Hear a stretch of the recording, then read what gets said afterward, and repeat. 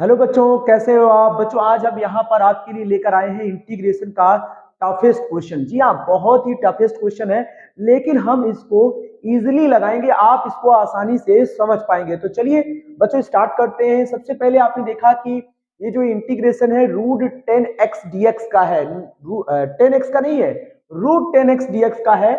और सबसे पहले इसको आई मान लिया जाएगा, ठीक है। और उसके बाद सवाल को कैसे लगाना है बच्चों ये समझ लीजिए। सबसे पहले आपको क्या करना है, ये जो रूट 10x है ना बच्चों, इसको पूरे को हम t मान लेते हैं। देखिए मैंने यहाँ पे लेट कर लिया, कि भाई रूट 10x जो है उसको हमने t मान लिया। अब हमें क्या करना है बच्चों, इसका स्क्वायर कर देना है, स्क्वायरिंग बोथ साइड्स। जब आप स्क्वायर करोगे तो यहां मिलेगा हमको 10x और यहां मिलेगा टी स्क्वायर।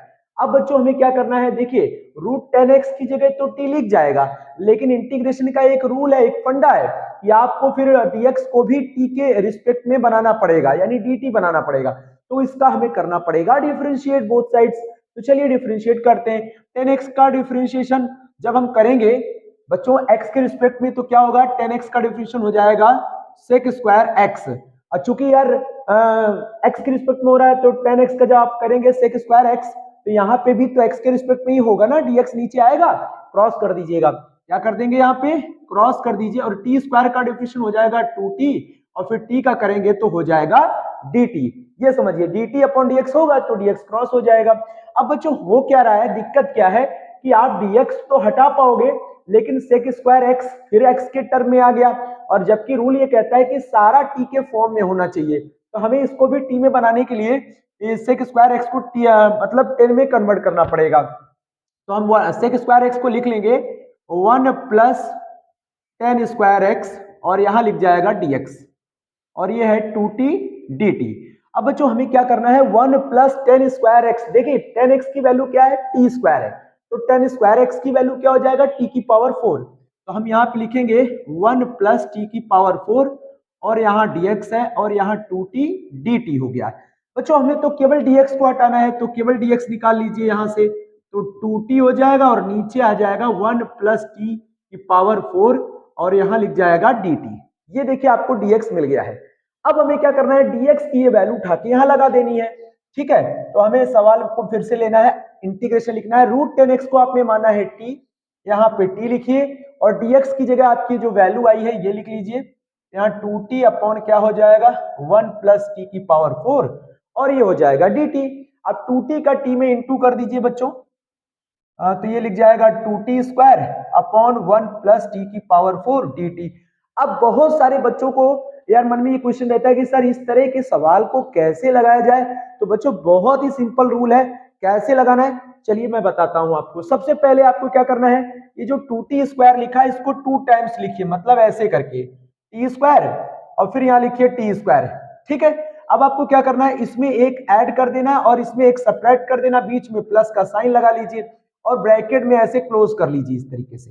देखिए कोई फर्क नहीं पड़ता, ये बीच में प्लस लगा हुआ है बच्चों, ठीक है। तो T square plus 1 plus T square minus 1, ये दोनों ऐड होके 2t स्क्वायर आ जाएगा, और 1 से 1 तो कट जाएगा यार।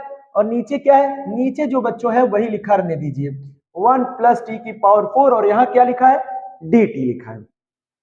अब आपको करना क्या है बच्चों, ध्यान से समझिएगा, इस वाले ब्रैकेट को इसके अपॉन अलग कर देना है, इस वाले ब्रैकेट को इसके अपॉन में अलग करके इंटीग्रेशन कर देना है, ठीक है। तो चलिए हम इंटीग्रेशन का साइन लगाएंगे। यहाँ क्या लिखा है, टी स्क्वायर प्लस 1 अपॉन, इसको भी पहले लिख लीजिए, टी की पावर 4 प्लस 1 और डी टी, उसके बाद बीच में प्लस लगा है, अलग अलग कर रहे हैं, T square minus 1 upon T की पावर 4 प्लस 1, और ये हो गया डी टी।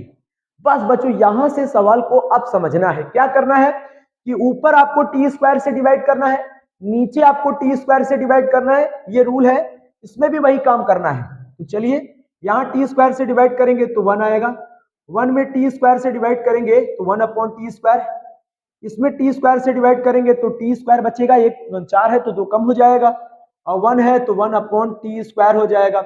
और यहाँ क्या लिखा है, ये डी टी प्लस, यहाँ पे भी बच्चों वही काम करेंगे, टी स्क्वायर से डिवाइड करेंगे तो यहाँ पे बचेगा 1, और यहाँ हो जाएगा माइनस 1 अपॉन टी स्क्वायर, यहाँ बचेगा टी स्क्वायर, और यहाँ पे हो जाएगा 1 upon T square and D T. बस यहां पहुंचने के बाद थोड़ा और दिमाग लगाना है, क्या कि भाई मुझे क्या करना है, इस पूरी वैल्यू का इंटीग्रेशन करना है। तो ऊपर वाली जो वैल्यू आप देख रहे हो ये वाला ठीक है। तो ऊपर वाला आप ये बताइए ये 1 किसका डिफरेंशिएशन होता है, चूंकि टी के फॉर्म में है तो आप टी के फॉर्म में बताइएगा और उसको लेट कर लीजिए। तो लेट करेंगे, देखिए 1 डिफरेंशिएशन होता है टी का डिफरेंशिएशन करेंगे टी के रिस्पेक्ट में तो 1 आ जाएगा, तो हम इसको मान लेंगे टी। अच्छा बताइए 1/t² किसका डिफरेंशिएशन होता है, प्लस का 1/t² किसका डिफरेंशिएशन होता है, -1/t का। यहां लिखिए -1/t। देखिए आप सोच के चलोगे तभी ये चीज कर पाओगे, नहीं तो नहीं कर पाओगे। तो इसको हम क्या मान लेंगे, इसको हम मान लेते हैं यार x के फॉर्म में तो दिया है तो हम x नहीं मान सकते, इसको y मान लेते हैं। क्या मान लेते हैं, y। तो स्क्वायरिंग बोथ साइड्स कर लीजिए या फिर पहले डिफरेंशिएट कर लीजिए। चलिए पहले डिफरेंशिएट कर लेते हैं। तो t का डिफरेंशिएशन कितना हो गया 1, और 1/t का डिफरेंशिएशन कैसे करते हैं, t को ऊपर ले आकर -1 आगे आ जाएगा, प्लस हो जाएगा और फिर उसमें एक और घट जाएगा, नीचे लाएंगे तो प्लस हो जाएगा, यानी 1/t²। ठीक है, ये हो जाएगा। और फिर यहाँ ब्रैकेट बंद करिए और y का हम जब t के रिस्पेक्ट में करेंगे तो dy/dt होगा, dt यहाँ क्रॉस हो जाएगा और यहाँ लिख जाएगा y का dy। अब देखिए ऊपर वाली वैल्यू जो है वो पूरा dy लिख गया है। अब आप सोच रहे होगे सर ऊपर तो हमने dy बना लिया लेकिन नीचे हमारा y के फॉर्म में तो नहीं आया, तो हम क्या करेंगे नीचे वाली वैल्यू भी बना सकते हैं। कैसे, इन दोनों साइड का स्क्वायर कर दो, इसका और इसका स्क्वायर करेंगे बोथ साइड्स का, तो ये बनेगा a - b का होल स्क्वायर, यानी क्या लिख जाएगा बच्चों t² प्लस 1/t² और माइनस का 2t इंटू 1/t आएगा, t से t कट जाएगा, इक्वल टू इधर y का स्क्वायर करिए y²। देन बच्चों यहां पे अब आगे क्या करना होगा, t² plus 1/t² y² plus 2। अब देखिए मैंने इस 2 को उधर भेज दिया, अब नीचे वाली वैल्यू भी देखिए y के फॉर्म में आ गई है। जब पूरा इंटीग्रेशन जिसमें आप मानते हो उसी में कन्वर्ट हो जाता है देन आप इंटीग्रेशन कर सकते हो। तो यहाँ पे आपका देखिए पूरी वैल्यू ये जो आया है इसकी जगह तो पूरा dy लिख जाएगा बच्चों, लेकिन नीचे आपका क्या हो जाएगा, नीचे आपका यहाँ पे देखिए ये वाली वैल्यू में dy लिख गया और ये वाली वैल्यू जो निकली है y² प्लस 2 ये यहाँ लिख लीजिए। फिर उसके बाद प्लस लगाइए ये वाला, तो यहाँ पे भी आपको मानना पड़ेगा, हाँ यहाँ पे भी आपको मानना पड़ेगा बच्चों। तो यहाँ क्या मानेंगे, चलिए मैं यहाँ मान लेता हूँ, थोड़ा सा ध्यान दीजिएगा, लेट कर लेता हूँ यहाँ पर कि भाई ऐसा है 1 हम मान लेते हैं t का डिफरेंशिएशन है, अब हमें माइनस लाना है तो हम यहाँ माइनस माने थे, अब यहाँ हम प्लस मानेंगे और 1/t हो जाएगा और इसको हम z मान लेते हैं। क्या मान लेते हैं, z।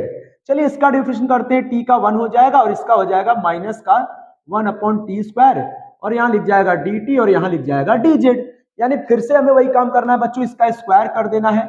तो डायरेक्ट लिखेंगे t² plus 1/t² z² minus 2। अब आप देखिए यहाँ y² प्लस 2 हो गया था क्योंकि ये माइनस वाला फॉर्मूला था, ये प्लस वाला है तो 2 प्लस का होगा उधर जाके माइनस हो जाएगा। तो t² प्लस 1/t² की जगह z² माइनस 2 और इसकी जगह आएगा dz। तो चलिए लगा देते हैं, तो यहाँ पे तो हम लिखेंगे dz और 1 यार ये नीचे वाली वैल्यू देखिए z² माइनस 2 है। उम्मीद है बच्चों यहां तक आपको समझ में आ गया। चलिए बताइए बच्चों यहां तक आपको समझ में आ गया, वेरी गुड। अब आपको क्या करना है, हम यहां पर आते हैं, फिर से सवाल को लेते हैं इंटीग्रेशन। देखिए 1 लिखेंगे 1/y² प्लस 2 को क्या लिख सकते हैं बच्चों, √2 का स्क्वायर और यहां लिखेंगे dy। भाई √2 का स्क्वायर तो 2 ही होता है ना यार, √2 का स्क्वायर 2 होता है। यहां पे भी आप इंटीग्रेशन करिए तो क्या है 1/z², ठीक है, माइनस 2 को बच्चों क्या लिख सकते हैं, √2 का स्क्वायर और ये हो गया dz। अभी क्या करना है, ये फॉर्मूला बन गया 1/x² प्लस a² का, यहां बन गया 1/x² माइनस a² का। तो क्या है इसका फॉर्मूला बच्चों, देखिए 1/x² प्लस a² का होता है 1/2a। क्या होता है 1/2a की जगह क्या है, √2 है।